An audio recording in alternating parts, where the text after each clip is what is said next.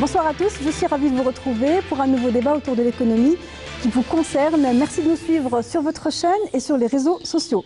Revenir au pays et investir, est-ce une bonne affaire? C'est la question que nous posons ce soir à nos invités. Nous sommes l'un des rares pays à ne pas être capable d'évaluer ce que représente l'investissement de notre diaspora, et elle est importante par rapport à notre PIB. La diaspora est en théorie considérée comme une ressource durable, mais alors en pratique, comment la valoriser, comment bénéficier de son savoir-faire, de ses connaissances, de son capital, mais au-delà de tout cela, et c'est sûrement le plus important, de son intérêt à vouloir investir en Algérie. La diaspora d'affaires, c'est donc le thème du débat de la semaine éco de ce soir, et pour le faire, nous avons invité, mesdames et messieurs, bonsoir, et merci d'avoir accepté notre invitation. Monsieur El Mehdi Yetou, bonsoir. Vous êtes le président directeur général de la SARL algéro-américaine IA Technologies, plus connue avec votre produit que vous venez de lancer récemment, à savoir une application de taxi Uber sur les mobiles.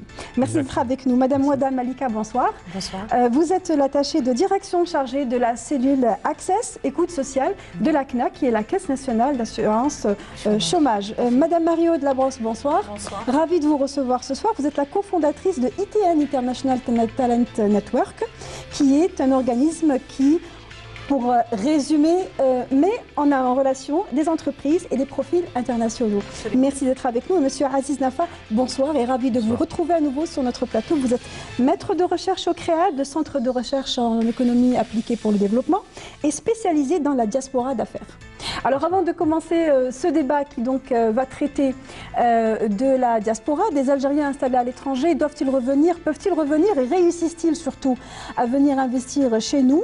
Nous allons regarder un compte rendu qui va mettre en évidence les dernières mesures qui ont été engagées par le ministère du Travail, de l'Emploi et de la Sécurité sociale dans le sens d'intéresser et d'inciter plutôt les Algériens installés à l'étranger à venir investir en Algérie. Le compte rendu est réalisé par Naïma Chekchek et on revient tout de suite après.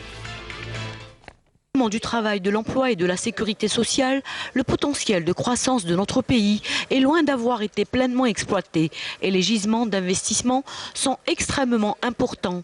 Le spectre d'investissement est large, même si le département de Mourad Zemmali privilégie des secteurs comme ceux de l'agriculture, l'agro-industrie, le tourisme, l'économie numérique, l'industrie de transformation, les énergies renouvelables ou encore l'économie verte.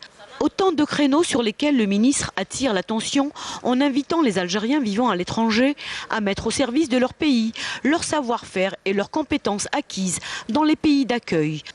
Pour ce faire, il leur demande de se rapprocher des représentations diplomatiques ou post-consulaires ou des organismes nationaux de promotion de la micro-entreprise lors de leur séjour en Algérie pour s'informer et saisir toutes les opportunités offertes.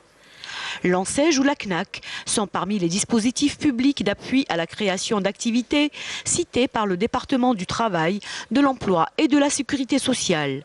Ce dernier, qui a également publié la fiche technique relative aux modalités de création de micro-entreprises par les jeunes de la communauté nationale à l'étranger, qui sont identiques à celles pour les nationaux établis en Algérie, sauf pour l'apport personnel qui est en devise dans la structure du financement du projet. L'un des avantages est lié notamment au crédit bancaire qui est bonifié à 100% avec 70% du montant global de l'investissement. Dans ces mesures de facilitation, le ministère a indiqué que des formules de création de cabinets groupés et de véhicules ateliers pour des activités définies font également partie de ce programme orienté vers la création de la micro-entreprise.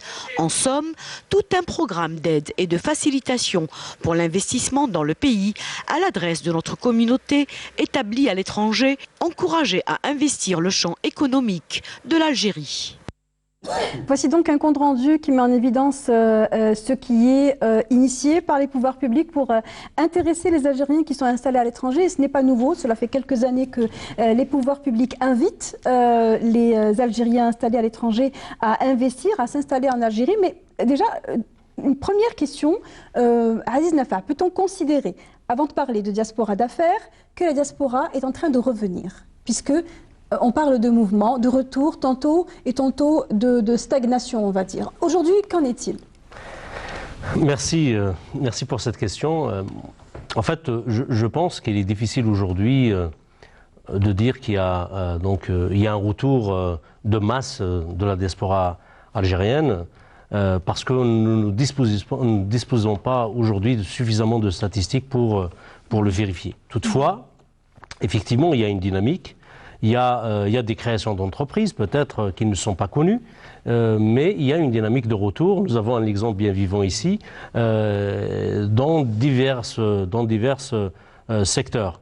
Moi, j'aimerais bien quand même qu'on revienne avant de parler de diaspora d'affaires, objet de cette émission. J'aimerais bien qu'on définisse d'abord la diaspora, parce que c'est vrai que c'est un concept qui est souvent méconnu, qu'on utilise d'une manière très... à tort et à travers. Voilà, à tort et à travers.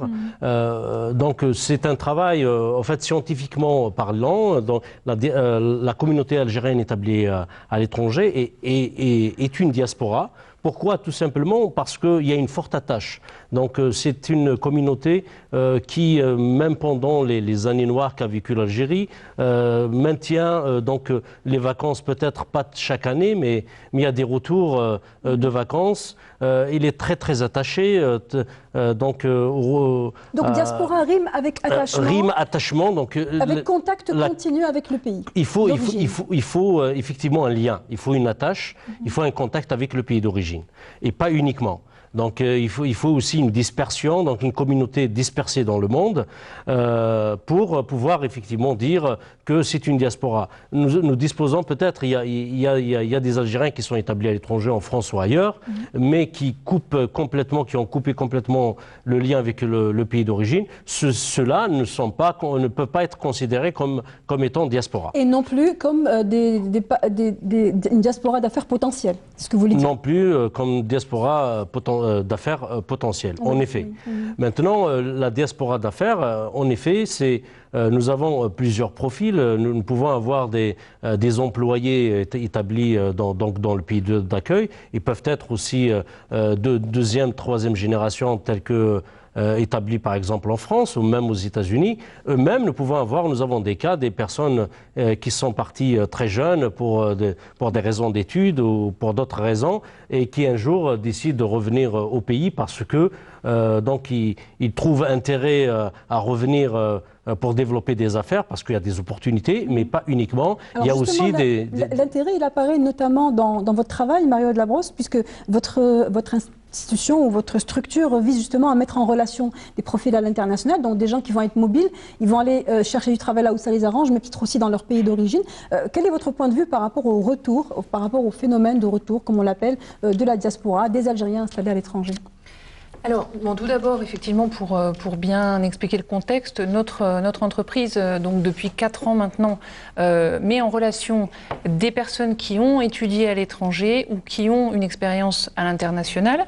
Également, en effet, maintenant, on constate que des Algériens de 2e ou 3e génération s'intéressent à l'Algérie. Donc, on les met en relation avec des entreprises qui, potentiellement, peuvent être intéressées par ces profils formés à l'étranger, mais qui connaissent bien la culture. En effet, on ne peut pas parler aujourd'hui de retour de masse. On est tout à fait d'accord. Il s'agit d'un nombre limité, mais en même temps sur des postes clés et sur des postes qui sont relativement stratégiques pour l'entreprise. L'entreprise aujourd'hui ne va pas recruter massivement des personnes formées à l'étranger ou qui ont une expérience internationale. En revanche, pour tout ce qui est postes de développement, recherche-développement par exemple, tout ce qui est technologie, qui nécessite d'avoir vu ailleurs ce qui peut se faire et donc d'intégrer à l'entreprise de nouvelles pratiques. Ça peut être aussi bien des choses qui relèvent de la compétence, du savoir-être et de la méthodologie que de la technique pure. Là-dessus, il y a vraiment des opportunités. D'accord. Voilà. Alors, justement, en termes de secteurs, vous avez déjà commencé à aborder, effectivement, il y a les secteurs liés aux technologies, à l'innovation. Donc, il y a un savoir-faire qui peut être la plus-value de la diaspora. Je vais vous poser la question à vous, El Mehdi et tout, puisque vous êtes venu investir dans votre pays d'origine. À votre avis, faudrait-il que des profils tels que les vôtres doivent être traités différemment, doivent être considérés différemment en tant qu'investisseur, comparé à un investisseur qui n'a jamais eu d'expérience de vie ou professionnelle à l'étranger? Alors, on va dire que l'investisseur, de toute façon, on est tous des Algériens, d'accord? L'investisseur qui soit à l'étranger ou ici, on parle des Algériens hein, installés à l'étranger, ou les Algériens d'ici, c'est des investisseurs qui veulent contribuer au développement de leur pays. Donc, l'avantage de ceux qui sont peut-être à l'étranger, c'est qu'ils ont, à travers leur expérience là-bas, ils sont peut-être plus proches des nouvelles technologies, proches des nouvelles procédures, de l'innovation, de l'entrepreneuriat et tout ça.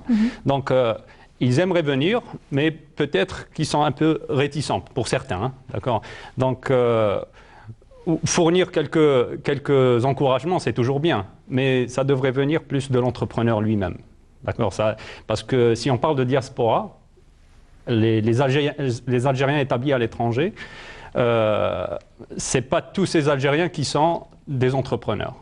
Et c'est peut-être uniquement les entrepreneurs qui seront prêts à plonger dans l'eau, d'accord, et venir prendre des risques pour investir. Donc ces gens-là vont prendre des risques. Donc de l'autre côté, le pays d'accueil devrait peut-être essayer de les encourager un peu plus. Il faut rappeler que votre SARL est algéro-américaine. Effectivement, vous venez, la partie américaine en tout cas vient d'une région où les technologies sont à la pointe. Est-ce qu'au départ, en tout cas avant, au moment où l'histoire a été pensée, hein, l'histoire d'investir a été pensée, y a-t-il eu des réticences justement par rapport à comment aborder le marché Oui, bien sûr, parce que déjà déjà, il y a l'idée derrière. Ensuite, il y a la prise de risque. Est-ce que je vais... Le premier investissement va être des fonds propres, hein, d'accord? Donc, il y a un risque derrière. Et ensuite, il y a tout l'environnement. On n'est pas tous peut-être au courant des dispositifs qui existent, de la procédure qu'il faut suivre, etc. Personnellement... Avant de commencer, je ne connaissais même pas c'est quoi le registre de commerce, hein, d'accord.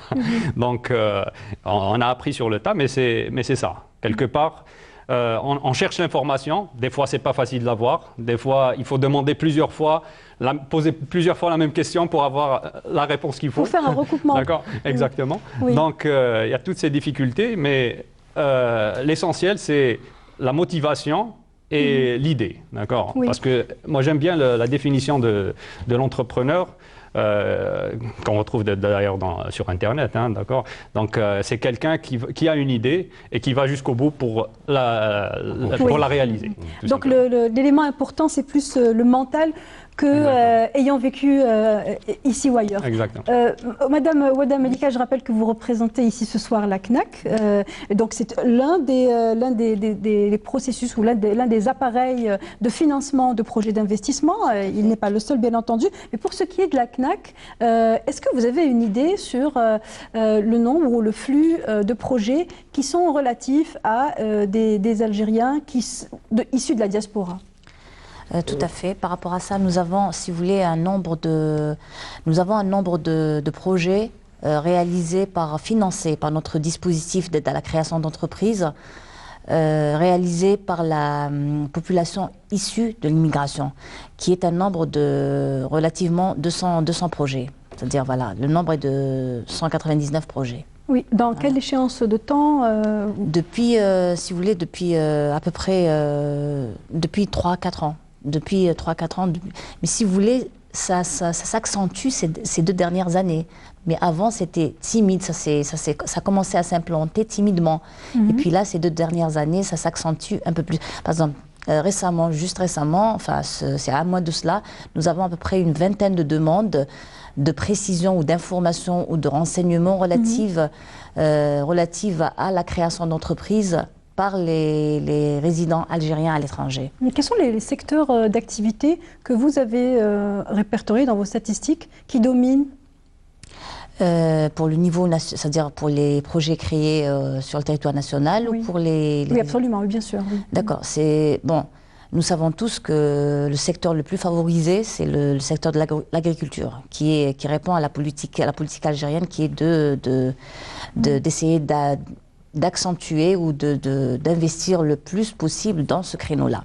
Parce qu'il y a d'abord plus d'avantages, il y a plus de, si vous voulez, il y a des soutiens, il y a des subventions, il y a des aides, et c'est un secteur favorisé parce qu'il contribue énormément au développement pour remplacer, ça contribue à l'économie. Ça c'est l'intérêt, ça c'est l'objectif. Mais dans les statistiques, est-ce que c'est le domaine qui domine? Non, depuis les statistiques que j'ai, depuis la création, depuis l'existence de nos dispositifs, depuis 2004 à ce jour, le secteur qui a prédominé pour les projets réalisés, c'était le secteur du transport.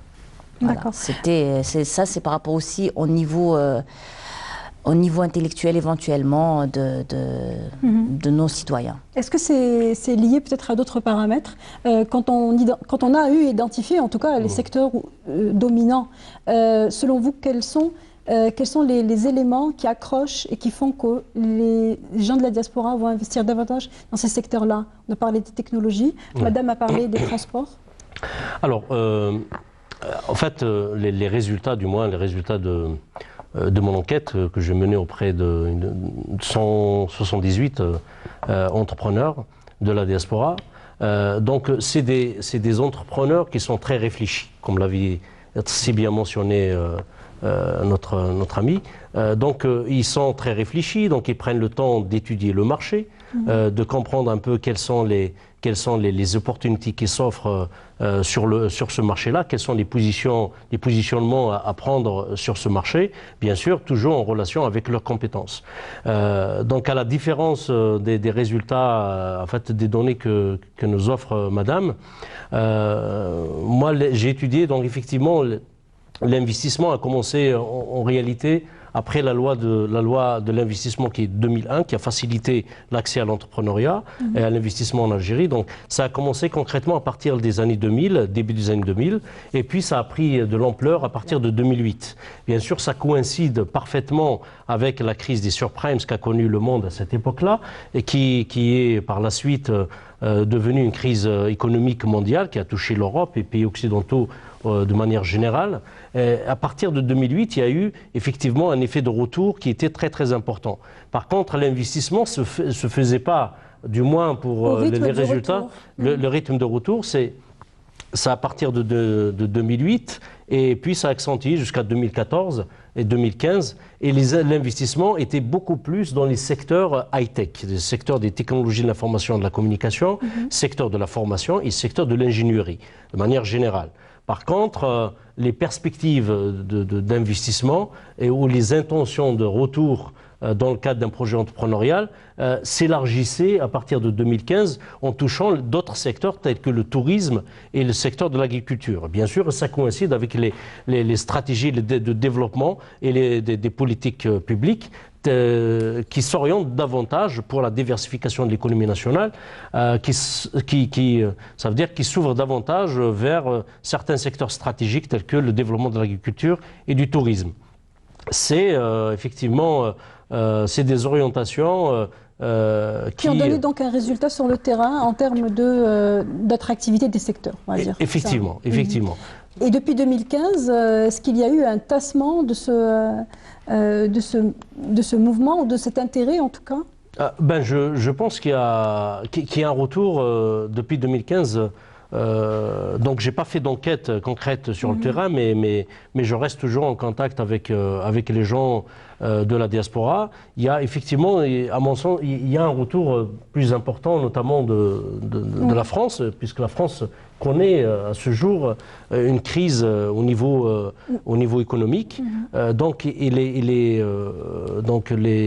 notamment au niveau de l'emploi. Donc ces gens issus de l'immigration de deuxième et troisième génération trouvent des difficultés d'insertion au niveau de l'emploi. Donc le retour au pays dans le cadre d'un projet entrepreneurial est une issue quelque part leur permettant de s'insérer à la fois socialement et aussi de développer des projets entrepreneuriaux. Toutefois, tout le monde ne s'inscrit pas dans cette optique-là, parce que être entrepreneur, c'est aussi être capable de prendre des risques, de mobiliser, de prendre du temps et surtout du risque sur un territoire qui n'est pas connu, qui est différent de celui du pays d'accueil, où les codes, nous avons parlé, où les codes d'investissement, les codes de marché ne sont pas tout à fait les mêmes. C'est pour ça, juste pour terminer un peu dans les stratégies, donc ces personnes, pour ceux qui ne connaissent pas parfaitement le contexte algérien, préfèrent se faire accompagner par des professionnels, par les réseaux de la diaspora, par les associations, par les gens de la famille, donc ce qu'on appelle le capital social. Donc ils préfèrent se faire accompagner pour justement pour gagner du temps et pour minimiser les risques. Voilà un peu. Alors, vous avez évoqué la France, évidemment, on parle de la France parce qu'elle connaît une population importante et dense d'Algériens installés en France. Aujourd'hui, est-ce que la crise liée à l'emploi en Hexagone impacte l'intérêt des Algériens, des Français d'origine algérienne ou des Algériens installés en France à vouloir venir en Algérie, que ce soit pour rejoindre une entreprise, ce qui est dans le cadre de votre activité, ou pour investir Alors, c'est forcément lié. Effectivement, un jeune aujourd'hui, ou moins jeune, dans la mesure où il rencontre certaines difficultés ou un manque d'opportunités, il va regarder ailleurs ce qui se passe. S'il a un tropisme vers l'Algérie, il va s'intéresser à l'Algérie, d'autant que votre reportage le disait très bien, il y a un grand nombre de secteurs dans lesquels le potentiel est énorme. Ce que nous avons commencé à mettre en place avec ITN, c'était des ponts visibles. Parce que vous parliez effectivement de réseaux informels, de la famille, etc. Et vous avez mis en place des choses à la CNAC, etc. Mais très souvent, les personnes nous disent « Comment je peux m'y prendre? J'ai un projet ou je souhaite retourner travailler en Algérie. Comment m'y prendre ?» Donc, on a commencé par organiser des salons du recrutement en France. On faisait venir les entreprises implantés en Algérie, directement en France, pour rencontrer les jeunes qui souhaitaient revenir en Algérie. Et puis, ça se passait très bien, on a eu de nombreux retours, on a de beaux cas pour lesquels ça s'est très bien passé, le retour a été effectif. Et puis, on nous demandait sans arrêt, oui, mais moi, je veux investir. Moi j'ai un projet. Moi, je ne souhaite pas travailler en entreprise. Voilà, je souhaite étudier tel ou tel domaine. Hein. On a eu des demandes un petit peu sur tous les secteurs possibles. Et c'est là qu'on a eu l'idée... Souvent, ce sont des intérêts qui sont propres. Est-ce que ce sont des intérêts qui sont issus d'un benchmark ou d'une étude de marché? En parlant des gens qui vous ont approché. Non, justement. Là, on est plutôt dans des personnes qui sont en phase en cours de réflexion et qui se demandent justement comment avoir une idée un petit peu fiable des réelles opportunités de développement, des difficultés qu'ils rencontreront peut-être, des partenaires éventuels et de l'intérêt voilà, de l'étude de marché à réaliser. Donc c'est l'objet des événements qu'on organise maintenant à Alger, qui sont des événements networking. On en a organisé un il y a 1 an et demi à Alger qui a eu un grand succès. On a eu 400 personnes, une vingtaine d'entreprises. On l'organise à nouveau le samedi 3 mars. Donc là, on est vraiment dans de la mise en relation de personnes ayant un profil international, peu importe si elles sont issues de l'immigration ou si elles sont juste parties à l'étranger faire des études, et qui soit souhaitent travailler en entreprise en Algérie, soit ont un projet. Alors on a mis en place... j'imagine que c'est plus compliqué dès lors qu'ils souhaiteraient s'engager dans un projet. Alors, parce que là vous n'avez pas, ça ne va pas être du B2B ni du B2C, c'est du B2 écosystème, tout climat. C'est un peu plus compliqué.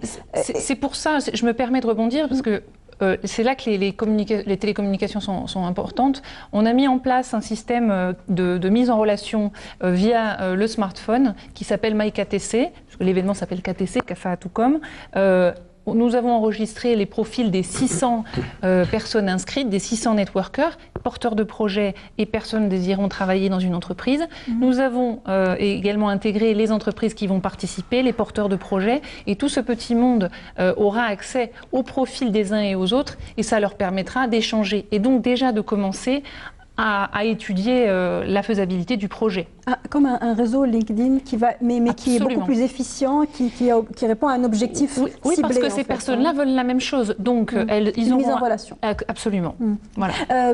Voici une belle manière, en tout cas, de connecter des gens, de les informer directement. Mais évidemment, vous êtes sur un segment petit. Là, on parle à l'échelle d'un pays. À quel point vous êtes visible, je parle de la CNAC, au regard des gens, des profils de diasporés, évidemment, puisqu'ils sont loin, ils ne vivent pas dans notre écosystème, ils sont moins en contact avec les évolutions, avec les codes aussi, comme disait M. Hanafa. Comment est-ce que vous arrivez à informer les gens ? Les dernières données donc, dont tout le monde est au courant actuellement, c'est les nouvelles, c'est comment on appelle ça, c'est le site web de la CNAC, tel que celui de l'ANSEJ. Il y a celui de la CNAC qui est par lequel la diaspora pourrait avoir toute information relative à un projet à créer éventuellement, ou ne serait-ce même le circuit de création. C'est-à-dire qu'il pourrait avoir toutes les informations relatives à un projet de création d'entreprise. C'est-à-dire que ce soit par rapport au seuil de financement, que ce soit par rapport au circuit de création, que ce soit par rapport aux conditions d'admissibilité d'un quelconque dossier, que ce soit aussi, c'est-à-dire toutes les questions que pourrait se poser un postulant à un dispositif d'aide à la création d'entreprise. Il y a une plateforme qui est figée, y a-t-il de l'interactivité, y a-t-il un moyen de manière à ce que les gens puissent interagir avec les acteurs de la caisse ? Justement, par rapport à ça, il y a la dernière, par exemple, la dernière opération qui a été mise en place, c'est la préinscription en ligne. Pour quelqu'un qui serait intéressé, par exemple, par la création d'entreprise en Algérie, pour un résident à l'étranger, il pourrait s'inscrire en ligne. C'est-à-dire, il pourrait faire une préinscription en ligne par le biais de laquelle il aurait c'est-à-dire l'antenne ou l'agence à laquelle il serait affecté, le conseiller, le chargé d'études qui suivrait, qui traiterait son dossier, avec qui il aurait à effectuer des échanges afin d'effectuer un business plan, afin d'avoir tout le circuit nécessaire et de suivre toutes les étapes relatives à la création de son entreprise, à la réalisation de son projet. C'est une évolution, puisqu'on se rappelle qu'à un certain temps, ni l'ANSEJ ni la CNAC n'avaient un site... Déjà un site digne de ce nom. Donc c'est toujours une bonne évolution. Monsieur le Mahdi, comment vous qui avez récemment investi, comment vous évaluez l'accessibilité à l'information ? Alors personnellement, déjà, si vous permettez, j'aimerais juste revenir sur quelques éléments. Ce qui est, à mon avis, d'accord, c'est mon humble avis, donc ce qui est important par rapport au développement de l'économie, par rapport à la diaspora. Ce n'est pas uniquement donc, les personnes, la diaspora qui doit revenir physiquement en Algérie. D'accord, Madame a parlé des ponts, d'accord, c'est un mot-clé. Ça serait bien même si l'investisseur ou l'entrepreneur algérien se trouve dans un autre pays, si on arrive à créer des ponts et de collaborer, même à distance, c'est peut-être beaucoup mieux. Je vous donne l'exemple de notre société. Donc, elle est à 49% américaine. La partie américaine, c'est des Algériens installés en Californie. Ça nous permet de profiter de l'écosystème qui est en Californie. Donc, on est dans les nouvelles technologies. Il y a de la ressource humaine algérienne assez qualifiée, d'accord, mais il faut reconnaître qu'il faut qu'on arrive à un certain moment à nos limites. Et on peut profiter de l'écosystème de l'autre côté de l'océan. D'accord. Donc ça permet... Ce que vous expliquez, Monsieur Yetou, c'est qu'en fait, la diaspora, on peut en profiter, même si elle reste à l'extérieur. Mais il faut créer ces liens. Il faut créer ces liens parce que, dans mon cas, la partie américaine, on va dire, le partenaire américain, c'est un ami. D'accord. Donc ça facilite les choses. Mais peut-être, c'est pas nécessaire qu'il y ait des connaissances au préalable. Donc on peut créer ces liens pour développer ces nouvelles entreprises. Est-ce qu'aujourd'hui c'est faisable dans d'autres secteurs que les IT? Parce que bon, vous êtes les pros de la communication, à la limite, j'imagine que ça ne pose pas de problème. Mais pour d'autres secteurs où... j'imagine que oui. J'imagine que oui, parce que je prends aussi l'exemple de la technologie. Il y a d'autres personnes qui sont aussi cofondateurs de l'entreprise et qui ne sont pas nécessairement dans les nouvelles technologies. Ils sont dans l'industrie classique et qui participent parce que l'entrepreneuriat n'est pas limité à un secteur. On peut être entrepreneur dans le domaine de l'agriculture. On peut être entrepreneur dans divers domaines. Donc on peut créer des liens. Il faut trouver ce mécanisme pour créer les liens. Est-ce que sur le plan, j'ignore, je pose la question comme ça, sur le plan législatif, est-ce que c'est quelque chose qui ne pourrait pas poser un problème? Que d'avoir d'un point de vue légal, que de travailler, de collaborer avec des groupes qui soient à l'étranger. Monsieur Nafin. Oui, moi je pense, et il a si bien dit, notre ami, il a si bien dit, effectivement, on est aujourd'hui une forme de réseau, de passerelle entre le pays d'accueil et le pays d'origine. Aujourd'hui, on parle de transnationalisme, on parle de mouvement des... Oui, mais est-ce que c'est faisable chez nous? C'est faisable. J'imagine qu'il faut à un moment donné transférer de l'argent, il faut pouvoir rémunérer des partenaires qui sont à l'étranger. En fait, il y a une loi, la loi des 49-51, justement, permet parfaitement ce type d'organisation entre la diaspora et aussi les résidents nationaux. Ce n'est pas uniquement destiné aux IDE, donc on les appelle IDE, donc l'investissement direct étranger, donc toute personnalité étrangère ou personne de nationalité étrangère qui vient investir en Algérie.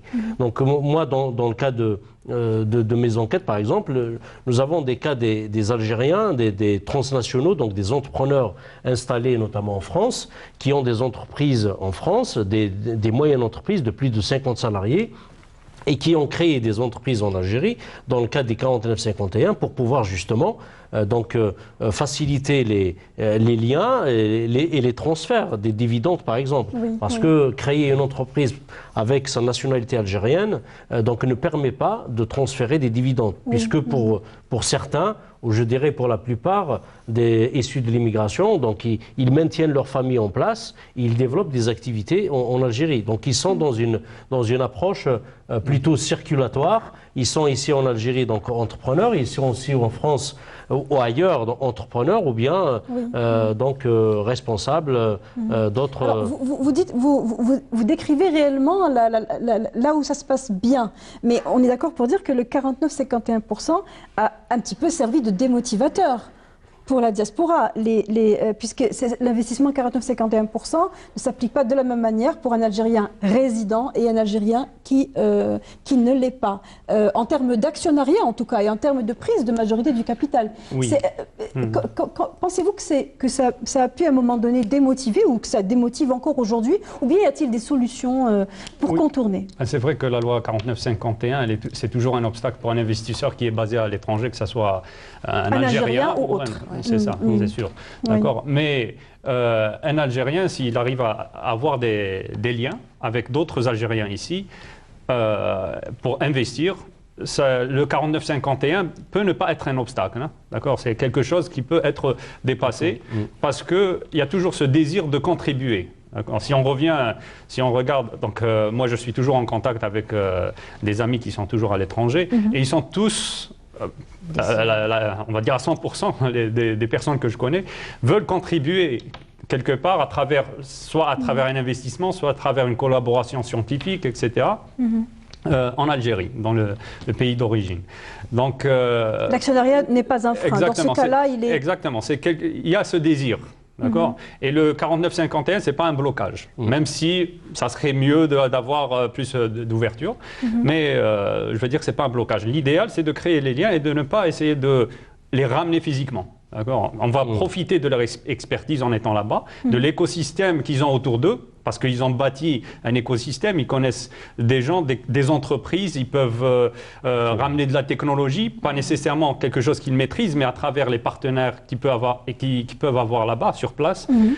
Donc il y a tout cet aspect-là qu'il ne faut pas négliger. Oui. Donc, et c'est une façon aussi optimiste de dire à toute contrainte, finalement, une manière de contourner le... Moi, j'aimerais bien rajouter quelque chose qui est fondamental, je dirais, qui est un apport direct au développement de l'économie nationale, c'est que la diaspora peut contribuer justement à développer l'exportation.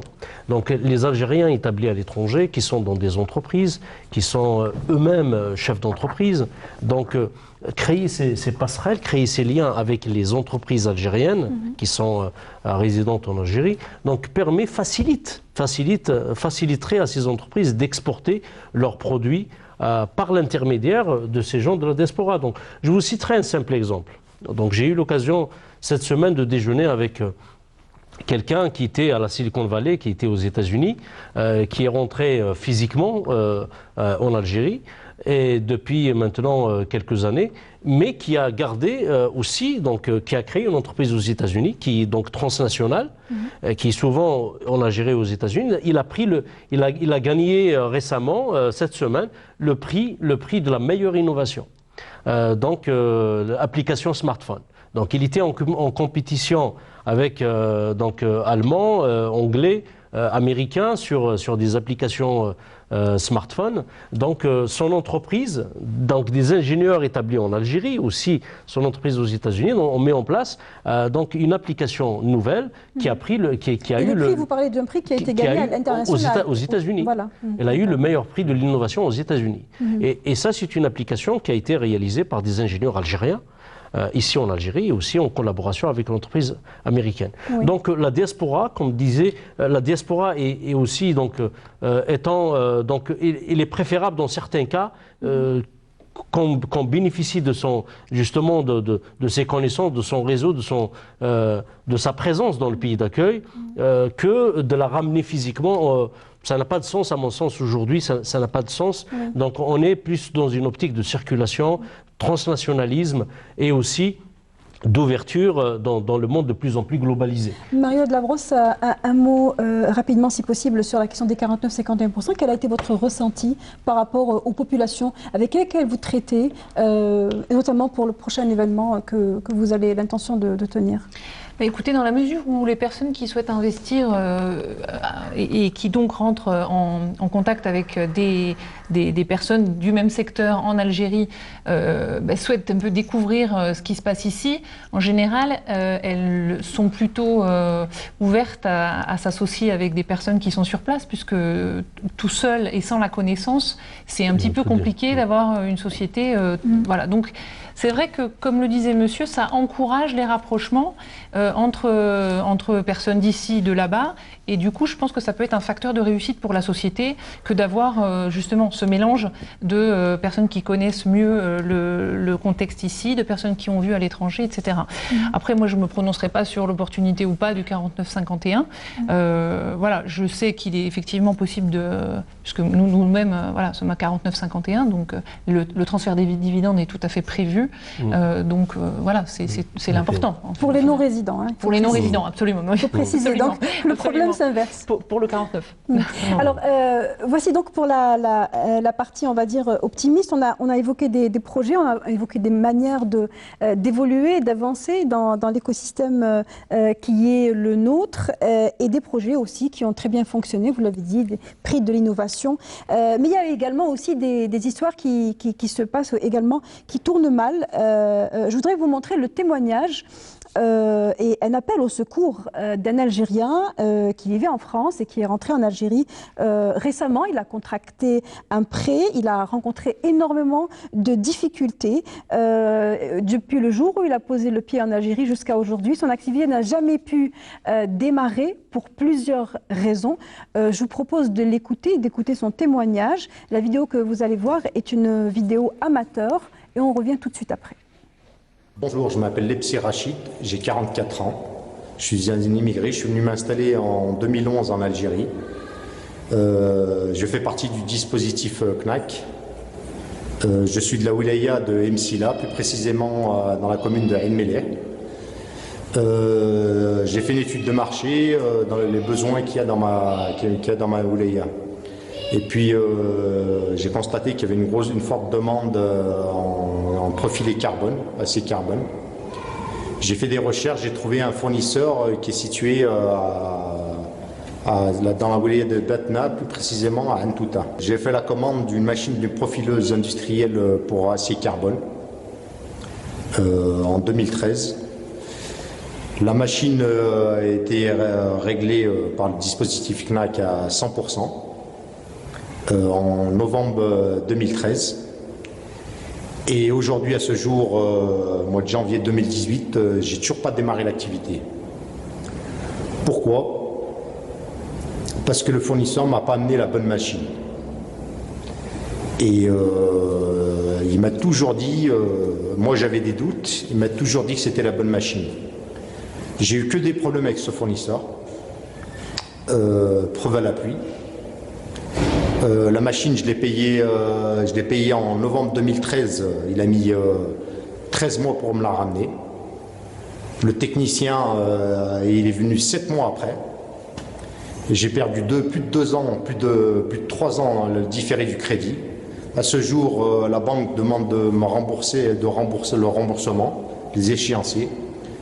Chose que je ne peux pas faire parce que j'ai jamais démarré l'activité. Le fournisseur m'affirme à 100% que c'est une machine pour l'acier carbone. J'ai contacté la société en Chine qui fabrique ces machines. Je leur ai demandé un certificat de conformité. Le certificat de conformité qui est en possession de la société m'affirme que la machine est faite pour fabriquer l'inox. Chose qui est très dure à fabriquer en Algérie. Pour moi, il y a tromperie sur la marchandise. Je ne sais pas quoi faire. Je demande d'être reçu par le DG de la CNAC, le nouveau DG de la CNAC. J'espère qu'il va regarder cette vidéo. Qu'il fasse pression sur le fournisseur parce que lui, pour l'instant, il vend des machines, il vit sa vie et moi, je galère avec ma famille, avec mes enfants pour les nourrir et tout ça. Il faut m'aider parce que j'ai pas envie d'avoir de problème avec la justice. Je suis de bonne foi. Voici donc pour ce témoignage qui nous a été envoyé sur la page officielle de l'émission La Semaine Éco. Il faut préciser que Rachid Lepsié, qui est actuellement dans la wilaya de Msila, rencontre plusieurs difficultés. D'abord avec son fournisseur qui, comme il a expliqué, lui a fourni la mauvaise machine. Avec les collectivités locales qui lui ont loué un local qui était désaffecté, sur lequel ils se sont engagés de le réhabiliter, mais la réhabilitation n'a jamais été faite. Donc, deuxième problème. Et puis troisième problème, épée de Damoclès, la banque qui aujourd'hui le taraude et il doit payer les échéanciers. L'activité n'a jamais commencé. Alors évidemment, nous n'avons ni la banque ni les collectivités locales ici ce soir sur le plateau, mais nous avons la CNAC aujourd'hui. Quel rôle peut jouer le promoteur une fois qu'il a débloqué bien sûr les fonds pour un projet qui n'a jamais vu le jour? Quel rôle pouvez-vous jouer pour aider cette personne pour ne pas se retrouver dans les cours de justice? Justement, par rapport à ce cas-là, c'est d'abord le choix, d'où notre insistance sur le fait que le promoteur devrait faire déjà une étude de marché au préalable avant de vouloir s'investir dans un projet quelconque. Alors il a précisé au début de la vidéo qu'il avait fait une étude de marché. Oui. C'est lui qui le dit, on va dire, c'est pas quelque chose qui peut être vérifié. Voilà. Mais en tout cas, il dit avoir étudié l'intérêt, en tout cas la pertinence de ce produit. De ce projet-là, mais par rapport au matériel, c'est-à-dire quand nous avons des mesures actuellement avec lesquelles on travaille. Quand le fournisseur nous fournit un matériel, il devrait le fournir en présence d'un contrôleur de l'agence CNAC qui domicilie le projet, le dossier du promoteur. Donc, ce qui voudrait dire, il faudrait que le contrôleur soit sur le lieu de la livraison du matériel, c'est-à-dire le lieu, et ça devrait être le lieu qui devrait abriter l'activité, tel que le local où se trouve le monsieur actuellement, enfin, qu'on vient de voir. Puis après cela, c'est-à-dire qu'il y aurait la vérification de ce matériel-là. Est-ce que c'est celui qui avait été commandé réellement? Il y a les références du matériel. Il y a si vous voulez, il y a la vérification de l'authenticité du matériel et de la conformité de ce matériel-là par rapport à celui qui avait été prévu. En plus de cela, quand la personne est de métier, donc lui-même est connaisseur de ce matériel-là. C'est lui qui a choisi son fournisseur. C'est ce promoteur-là qui avait opté pour ce fournisseur-là. Et c'est lui qui a opté pour du fait que le matériel, effectivement, n'existe pas sur le territoire national. Il a opté... Vous voulez dire que c'est sa responsabilité et que la Caisse n'est pas en mesure d'influencer ou de forcer peut-être ce fournisseur de récupérer cette machine et de lui fournir la bonne machine? Du tout, c'est-à-dire que la CNAC, effectivement, s'il a sollicité les services de la CNAC, si le promoteur a sollicité les services de l'agence CNAC qui a domicilié son dossier, certainement qu'au niveau de l'agence, aurait procédé à des, je sais pas, à des écrits ou à des procédures réglementaires de sorte à influencer ce fournisseur-là à présenter le réel matériel commandé. Étant donné que le fournisseur, comment dire, il fait un effet boule de neige. Il truande son client premier. Il truande aussi de manière détournée ou contournée l'argent de la CNAC, l'argent de la banque aussi. Tout à fait. Par rapport à ça aussi, du fait que la banque actuellement demande aux promoteurs de rembourser ses échéances bancaires, ce qui est logique par rapport à la durée de différé qui aurait été consommée. Oui. Maintenant, il y a le côté fonds de garantie. Il y a un fonds de garantie auquel le promoteur est cotisé auparavant. Celui-ci pourrait prendre en charge le côté de l'indemnisation. À ce moment-là, on indemnise le promoteur. Mais, c'est-à-dire, on ne voudrait pas arriver à ce stade-là. Pourquoi? Parce que ça voudrait dire, si on indemnise le promoteur, le requérant actuellement tel qu'il se présente, ça voudrait dire que son entreprise n'a plus lieu d'exister. Parce qu'une fois qu'on l'aurait indemnisé, il ne pourrait plus poursuivre, si vous voulez, les démarches du tout. Parce qu'elle n'a plus lieu d'être. Parce que c'est plus si vous voulez, c'est plus le bénéficiaire de nos dispositifs qui rembourserait son crédit. Et donc à ce moment-là, s'il est indemnisé par le fonds de garantie, il n'est plus solvable vis-à-vis de la CNAC et ni vis-à-vis de la banque. Aujourd'hui, que doit-il faire selon vous, dans un premier temps, avec les éléments que vous avez là maintenant? Parce que là, la situation est parce qu'il faudrait que j'ai les différents détails concernant cette situation-là. Il faudrait que j'ai les différents éléments d'information concernant la commande du matériel, concernant le fournisseur. Est-ce que ce n'aurait pas été un fournisseur déjà listé? Parce qu'on a des blacklists au niveau de nos différentes agences, au niveau de notre institution. Donc à ce moment-là, est-ce que ce fournisseur-là n'est pas blacklisté sur notre... Donc il y a eu beaucoup d'affaires qui ont révélé des escrocs qui sont là donc pour saisir les projets CNAC. Par exemple, que ce soit ici, que ce soit ailleurs. Donc c'est pour ça que nous, si vous voulez, quand le promoteur nous présente la facture pro forma qu'il aurait présenté de chez ce fournisseur-là, on vérifie si ce fournisseur-là est déjà listé chez nous ou pas. Maintenant, si celui-ci ne l'était pas, donc c'est pas le cas, mais il y a un service au niveau de l'agence CNAC, quelle que soit l'agence, il y a un service qui est chargé des affaires juridiques et c'est-à-dire quand il y a une défaillance quelque part par rapport au circuit d'aboutissement pour l'acquisition du matériel tel que commandé, le matériel conforme à celui commandé. Il y a le service, comment on appelle ça, service du contentieux qui est chargé de ce volet-là. Donc et ce qui est intéressant, c'est que cette personne, ce qu'elle demande finalement à la fin de la vidéo, c'est simplement de rencontrer les responsables en charge de la CNAC qui sont en mesure de lui donner des réponses. Donc on sent quand même, il apparaît clairement du désarroi dans la mesure où il n'a pas à quel sein se vouer. On parlait tout à l'heure justement de cette difficulté de se retrouver dans un climat hostile. Si la structure qui l'accompagne n'est pas en mesure de le recevoir et d'essayer de peut-être le rassurer ou peut-être lui dire ce qu'il doit faire impérativement, il y a réellement un problème. Tout à fait. C'est pour ça que je vous disais tout à l'heure, il y a un service chargé du contentieux. Ce service-là pourrait éventuellement... Maintenant, si la solution... Et il se trouve au niveau des concentrés, donc au niveau de la wilaya. Au niveau de la wilaya, tout à fait. Toute agence de wilaya a un service chargé du contentieux. Maintenant, si à ce service-là, il n'arrive pas... effectivement, il peut solliciter la direction générale pour voir éventuellement une solution qu'on pourrait adopter à son cas. Oui.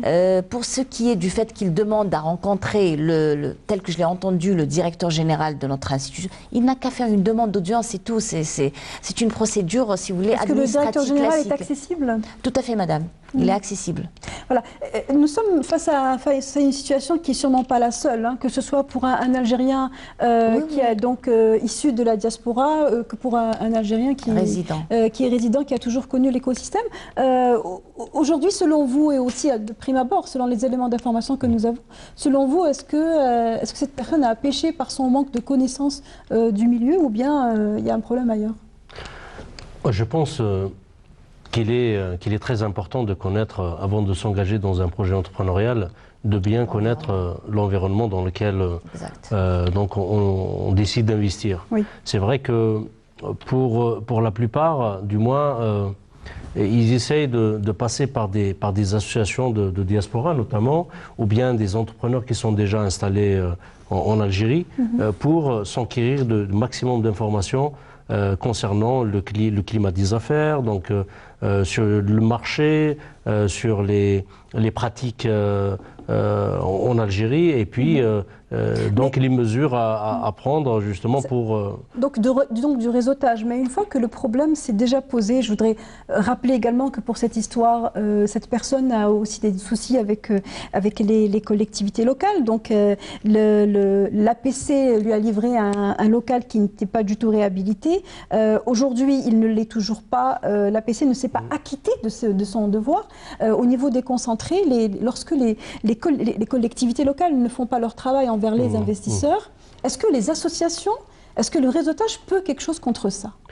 Oui, moi je pense, du moment qu'il est là, donc c'est un Algérien comme tous les autres, hein, comme les Algériens résidents, je pense qu'il peut passer, comme l'avait expliqué Madame de la CNAC, passer par des procédures légales. Donc il peut passer par des associations, ou tout simplement prendre un avocat et puis un huissier de justice pour constatation. Et payer l'avocat. Il faut aussi payer l'avocat. Voilà, donc dans ces cas-là, peut-être demander le soutien des réseaux, le soutien des associations pour l'accompagner dans le processus de poursuite judiciaire ou de poursuite judiciaire contre cette personne. Dans ce cadre-là, il peut procéder exactement comme un Algérien à part entière, un Algérien résident en Algérie. Donc les lois sont les mêmes et s'appliquent à toute personne. Il n'y a pas de différence entre Algérien d'origine ou Algérien. Voilà, donc c'est un Algérien à part entière. Et il peut passer par la procédure qui s'applique à tous. Qui s'applique à tous, Mario de la Brosse, Azafa a parlé justement de ce réseautage, de ces associations. Est-ce qu'il y a, en tout cas pour l'Algérie, une assise en termes de réseau qui permet aux profils avec lesquels vous traitez d'avoir une assistance, d'avoir un accompagnement et de se sentir plus rassuré peut-être? Alors bon, il existe les chambres de commerce qui ont aussi ce rôle-là, ce rôle de conseil, ce rôle d'expertise. Bon, il y a aussi les agences économiques éventuellement, des gouvernements qui réalisent des études sectorielles. Donc ça peut être aussi des bases pour comprendre. Après, il y a tout un tas de réseaux informels si on veut, mais réseaux de comptables entre la France et l'Algérie, réseaux dans le droit des affaires, réseau. Et justement, ça m'amène à dire une chose, mais là c'est notre expérience personnelle. Il est certain que si on veut qu'une affaire marche, je crois qu'il y a 3 corps de métier à avoir autour de soi, à avoir de bonnes compétences. C'est un bon comptable, un bon notaire et un bon avocat. Mais ça, c'est vrai partout. Et ça, c'est vraiment une expérience personnelle. Quand on est bien entouré, une fois qu'on a engagé un capital, on a besoin de ces 3 piliers, en fait. Complètement. Et là, ce monsieur, effectivement, on sent bien ce désarroi parce qu'il se sent seul. Et dès lors qu'on est accompagné de ces 3 corps de métier, on sait quoi faire, On sait comment s'y prendre et on est beaucoup plus fort, on va beaucoup plus vite parce que son histoire traîne quand même depuis 2011. Non, depuis 2013. Alors, il est revenu en 2011 et donc c'est depuis 2013. Mais ça fait quand même beaucoup de temps et effectivement des démarches peut-être auraient pu être engagées. Alors sans juger de l'histoire, on ne connaît pas tous les détails. Cela dit, pour moi, c'est vraiment une vérité. Si on a ces trois, je pense que vous conforterez dans l'idée. Allez-y. Oui, parce que donc nous d'ailleurs notre activité est en elle-même nouvelle. Donc l'application qu'on a mise sur le marché, et c'est quelque chose de nouveau en Algérie. Donc déjà, on a compris tout de suite qu'il fallait, par exemple, embaucher un juriste. Et on a 2 juristes dans notre compagnie qui sont à temps plein. Hein, ils travaillent avec nous à temps plein. Ce qui n'est pas un réflexe systématique dans les entreprises. Hein. Oui. Souvent, les gens qui vont se prononcer sur les questions juridiques sont des administrateurs. Oui, oui. Eh ben, en fait, chacun sa compétence. Hein, d'accord. Moi, je suis plus dans l'ingénierie. Je connais rien. Avec un réflexe international. Exactement. Hein. Je me permets de faire ce commentaire. Hein. Je suis celle qui présente l'émission. Voilà. Donc, je connais tout ce qui est ingénierie. Ok, je me débrouille dans ça, mais juridique, non. Juridique, notaire et tout ça, c'est pas mon domaine. Donc il faut s'entourer des bonnes personnes. Des professionnels. Après, il faut avoir les moyens, on est d'accord. Bien sûr. Tout ça, c'est proportionnel par rapport à un volume. C'est clair. Il faut rappeler que le projet qu'on vient de voir est un projet qui a été financé par la CNAC. Donc ce sont des petits budgets, c'est pour des gens aussi qui n'ont à la base pas suffisamment de capital. Donc la comparaison, elle est quand même, reste toujours relative. Allez-y, monsieur Yatou. Oui, ça reste, on va dire, les finances restent toujours importantes, hein, d'accord. Donc si on a des fonds, on peut développer, mais si on ne l'a pas, ça devient difficile à gérer, c'est clair. Oui. D'accord, mais je suis d'accord avec madame, avoir un bon juriste, un bon notaire et un bon comptable aussi, c'est le principal. Est-ce que c'est quelque chose qui est préconisé? Il nous reste encore 3 minutes, me dit-on, pour clore le débat. Voilà, ils sont d'accord tous les deux pour dire qu'il faut avoir un juriste, un notaire et un avocat.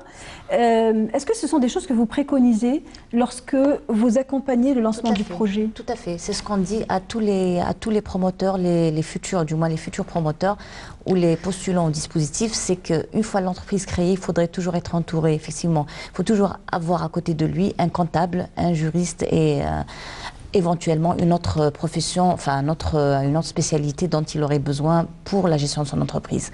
Parce que certainement que il a beau avoir toutes les connaissances possibles, mais on ne pourrait pas maîtriser toutes les spécialités. Les administrateurs ou les gens de la CNAC ne peuvent pas faire office d'accompagnateur ou de conseiller juridique? On peut donner, mais si vous voulez, c'est-à-dire que pour l'entreprise en elle-même, sur le lieu, il devrait y avoir ces personnes-là avec le créateur, avec le promoteur. Le promoteur lui-même sur son si vous voulez, au niveau de son entreprise. Il faudrait, parce qu'il aura affaire à d'autres entreprises, il n'y aura pas que la CNAC, il n'y aura pas que la banque, il y aura d'autres organismes avec qui il aura affaire, d'autres établissements publics avec qui il aura à traiter, ne serait-ce que des clients ou des fournisseurs, ne serait-ce que ça, comme l'exemple qu'on vient de voir. Alors, il faut rappeler, comme vous l'avez dit tout à l'heure, Aziz Nafas, c'est quelque chose qui est endémique à un écosystème, ce n'est pas propre à une population de diaspora. Ce sont des soucis qui ont été cités, qui ont été relatés par la presse notamment, que ce soit en CEJ ou CNAC. Aujourd'hui, pour avoir une visibilité sur les projets CNAC, est-ce qu'il y en a qui ont, dont le contentieux a abouti face à la justice avec des jugements lourds à la défaveur des promoteurs? Il y en a eu, effectivement, il y en a eu, comme il y en a eu beaucoup même. C'est juste que, si vous voulez, ces situations-là, surtout ces dernières années, il y en a beaucoup. On en a beaucoup. On a une variété de ces cas-là de situations de contentieux qui font que souvent, c'est une situation de litige avec le fournisseur. C'est souvent une situation de litige avec le fournisseur. Et c'est par rapport... La récurrence de ce problème n'a pas suscité une étude, peut-être un approfondissement pour identifier et régler éviter ce problème. Vous imaginez bien que les différents problèmes qui peuvent surgir des différentes créations, entreprises créées ou par le biais des promoteurs qui auraient réalisé des projets, nous servent à nous, en tant qu'institution, à mûrir et à améliorer le service qu'on aurait à rendre. Et certainement, donc, en adoptant éventuellement des méthodes ou des solutions, en essayant d'adopter des solutions afin de résoudre les soucis vécus par ces concernés-là. Merci Madame Wada Malika. Je souhaiterais qu'on termine l'émission sur une note positive, à savoir l'histoire des ponts. Donc on rappelle, Mario de Labrosse, que le samedi 3 mars, il va y avoir des possibilités, des opportunités qui seront offertes à des Algériens installés à l'étranger à pouvoir se placer. Allez-y, vous le direz beaucoup mieux que moi sûrement. Tout à fait. Bah, écoutez, un événement qui est innovant, qui va permettre à la fois une matinée de débat et d'échange, notamment le premier débat, c'est comment réussir l'intégration économique de la diaspora algérienne, donc on est tout à fait dans le thème. Ensuite, on aura une petite pause d'un one-man show qui est Wari Niken, qui est un humoriste qui fait fureur en France. Donc c'est pour montrer que des talents, il y en a dans tous les domaines. Et puis l'après-midi, ce sera dédié au networking avec des jeux qui permettent de mettre en relation les gens de façon dynamique et sympathique, de créer du lien. Et puis ensuite, avec tout l'après-midi, avec l'application, on pourra rencontrer la personne qui nous intéresse dans tel ou tel secteur, que ce soit une entreprise. Application KTC, c'est ça? MyKTC, absolument, qu'on a créé juste pour cet événement. Donc tout cela au Palais de la Culture. Merci. Toute la journée. Mario de Labrosse, je rappelle que vous êtes la cofondatrice de ITN, International Talent Network. Merci à vous, Monsieur Aziz Nafa, d'avoir été parmi nous. Je rappelle que vous êtes maître de recherche au CREAD, spécialisé dans la diaspora d'affaires. Merci d'avoir participé et nous avoir enrichi avec votre enquête qui, je le rappelle, a été réalisée en 2015 dans le cadre de votre travail doctoral. Merci à vous, Mehdi Yetou, et bon vent pour votre SARL, qui a été start-up, qui est maintenant SARL, IA Technologies. Et merci à vous, Madame Melika Wada, pour d'être là et d'avoir pu répondre, donner les réponses nécessaires, en tout cas, qui j'espère ont aidé, en tout cas, le témoignage que nous avons pu voir tout à l'heure dans l'émission. Pour ceux qui ont pris ce numéro dédié à la diaspora d'affaires en cours de chemin, vous pouvez revoir la rediffusion samedi sur notre chaîne entre 11h et midi. Sinon, nous devrions avoir la rediffusion ou le lien YouTube sur notre page Facebook de la Semaine Éco. La semaine prochaine, on se retrouve pour une nouvelle thématique de l'actualité de l'économie nationale. Très bonne soirée à tous, à jeudi prochain.